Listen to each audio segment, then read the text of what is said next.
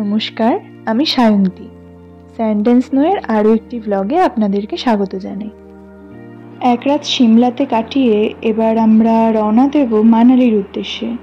গাড়িতে যেতে যেতে একটা ধাবা পড়েছিল রাস্তার পাশে, তো সেখানেই আমরা ব্রেকফাস্টটা সেরে নিয়েছিলাম।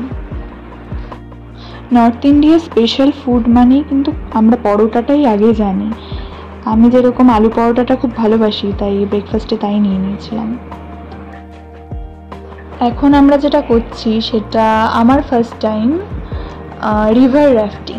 কুলুতে অবস্থিত এই নদীর নাম বিয়াস। এখানকার লোকাল লোকেদের মধ্যে কথিত যে এই নদীর জলে নাকি যে কোনো দুরারোগ্য রোগ নিরাময় হয়।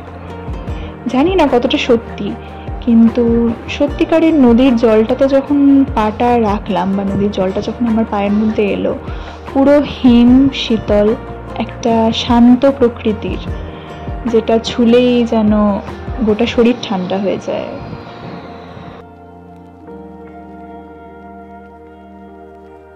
আপনারা যদি রাফটিং করতে চান তাহলে এদের এখান থেকে আগে টিকিট কেটে আপনাদের রাফটিং করতে হবে।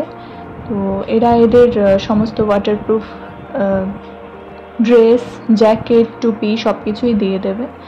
কিন্তু টিকিট কাটতে গিয়ে আমার মনে হচ্ছিল যে একটু রেটটা এদের বেশি, কারণ আমরা মিডিয়াম লেন্থ রাফটিং নিয়েছি। এদের 3 ধরনের রাফটিং, একটা শর্ট লেন্থ, মিডিয়াম লেন্থ আর একটা লং লেন্থ যেটা হয়। তো আমরা মিডিয়ামটা নিয়েছিলাম, তাতেই আমাদের পার হেড 4000 টাকা করে পে করতে হয়েছিল। তো এক্ষেত্রে আমার রেটটা একটু বেশি লেগেছে। আমাদের যে ছবিগুলো এখানে তোলা হয়েছে সেগুলো বোট যিনি কন্ট্রোল করছিলেন তিনি ক্যামেরা দিয়ে তুলেছেন। তো আমরা তার জন্য 1200 টাকা আমাদের পে করতে হয়েছে। এটা অ্যাকচুয়ালি আমরা আগে জানতাম না। যখন আমাদের রাফটিং কমপ্লিট হয় তখন আমাদের বলা হয় যে এর জন্য 1200 টাকা পে করতে হবে।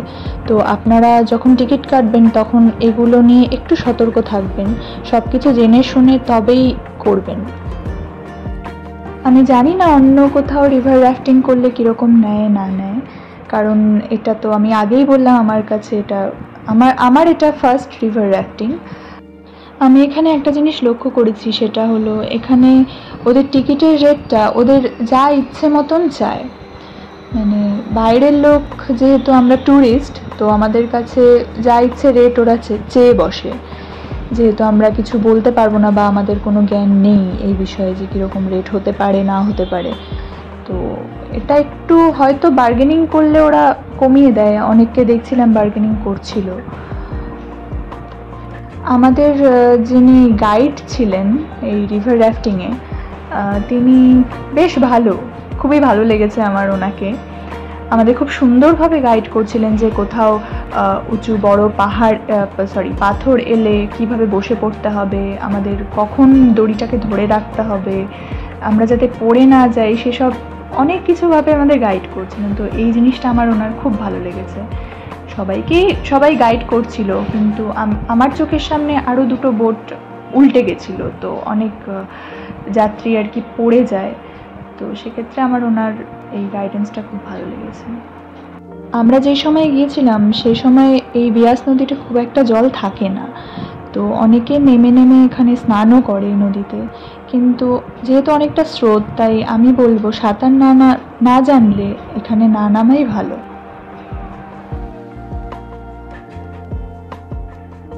নেক্সট আমরা যেখানে চলে এসেছি সেটা হলো নাগার ক্যাসেল। এটি রাজা সিদ সিং তৈরি করেছিলেন। আপনারা যদি কুলুতে আসেন এখানে অবশ্যই আসবেন, কারণ জায়গাটা এত সুন্দর আপনারা না গেলে বুঝতে পারবেন না। পুরো ক্যাসেলটা পাথর দিয়ে তৈরি, পাথর এবং কাঠের স্ট্রাকচারে এত শক্তপোক্ত করে বানানো ক্যাসেলটা, যেটা বহু বছর ধরে এভাবেই আছে আর একটুও এটা নষ্ট হয়নি। এই দুর্গ রাজার দুর্গ হলেও বর্তমানে এখন এটি একটি হেরিটেজ হোটেল হিসেবে রয়েছে। এখানে ভেতরে একটা রেস্টুরেন্ট মতো আছে, তো আমি নেক্সট দেখাচ্ছি সেটা।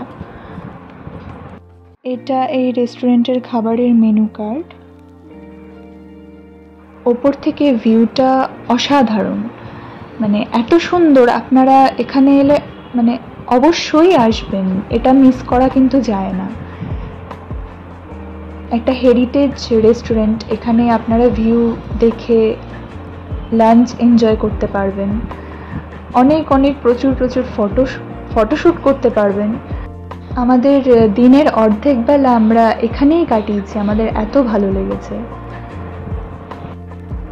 এই প্রসঙ্গে আরেকটা কথা বলি, আপনারা যখনই এই হিমাচল প্রদেশে ঘুরতে আসবেন না, গাড়ি নিয়ে একটু কনসিয়াস থাকবেন। কারণ আমাদের যিনি ড্রাইভার ছিলেন, মানে 10 দিন ধরে যেই গাড়ি করে আমাদের ঘোরার কথা, সেই ড্রাইভার কিন্তু আমাদেরকে একেবারেই ভালো গাইড করেন। প্রথম কথা, এই নাগার ক্যাসেলটা আমাদের পুরো উনি মিস করিয়ে দিচ্ছিলেন। উনি বারবার বলতে চাইছিলেন যে এখানে কিচ্ছু নেই, নর্মাল একটা রেস্টুরেন্ট, কিছু দেখার মতো নাকি কিছুই নেই।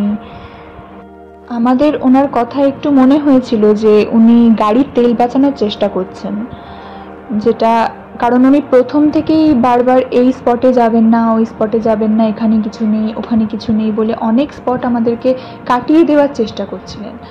লাস্ট আমার হাজব্যান্ড এই নাগার ক্যাসেল নিয়ে একটু গুগল উইকিপিডিয়াতে রিসার্চ করেছিল বলে সে জোর করে, মানে রীতিমতো ঝগড়া করেই আমাদের ড্রাইভারকে দিয়ে এখানে আমাদের নিয়ে আসিয়েছে। তাই আমি এখানে আপনাদেরকে একটা ছোট্ট কথা বলে রাখতে পারি যে প্লিজ ড্রাইভারের কথায় কান দেবেন না। আপনারা যেই যেই জায়গাগুলো বা যেই যেই স্পটগুলো আপনারা ঘুরতে চান সেগুলোকে চক আউট করুন। তারা যদি আপনাকে ভুল বোঝানোর চেষ্টা করে, প্লিজ তার কথায় কান দেবেন না। আপনারা যেই যেই জায়গাগুলো ঘুরতে চান সেগুলো দয়া করে ঘুরে আসুন। আমি বলছি না সবাই খারাপ, হয়তো আমাদের ভাগ্যে উনি পড়েছিলেন, মিসগাইড যেভাবে করছিলেন আমাদের খুব একটা পছন্দ হয়নি। যেহেতু ঠান্ডা ছিল তাই রোদে বসে একটু রিল্যাক্স করছিলাম, বেশ ভালো লাগছিল, একটু হাওয়াও দিচ্ছিল, আবার ভালো একটা মিষ্টি রোদ। এই নাগার ক্যাসেলে কিন্তু শাহিদ কাপুর আর করিনা কাপুরের জব উই মেট মুভির ইয়ে ইশক হায় সেই ফেমাস গানের শুটিংটাও হয়।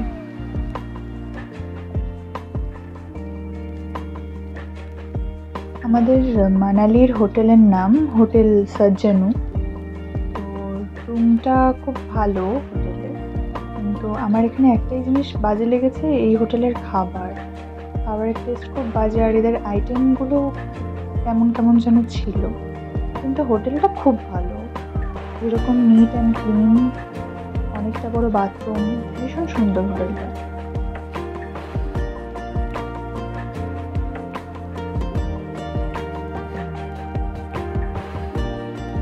এই হোটেলের বারান্দাটা আমার খুব ভালো লেগেছে, এখান থেকে ভিউটা খুব সুন্দর আর বারান্দাটাও খুব সুন্দর। এখন আমরা হোটেলেই এখন একটু রেস্ট নেব, কাল সকালে আবার আমাদের যেতে হবে কক্সর ভ্যালি, তো তার জন্য অনেকটা সকালে উঠতে হবে। এখন বাজে ওই সকাল 6:30 মতো। এখন আমরা রেডি হয়ে ব্রেকফাস্ট সেরে বেরোবো কক্সর ভ্যালির দিকে। তো আজকে এই পর্যন্তই থাক, পরবর্তী ভিডিও আমি আপনাদের দেখাবো খুব শীঘ্রই।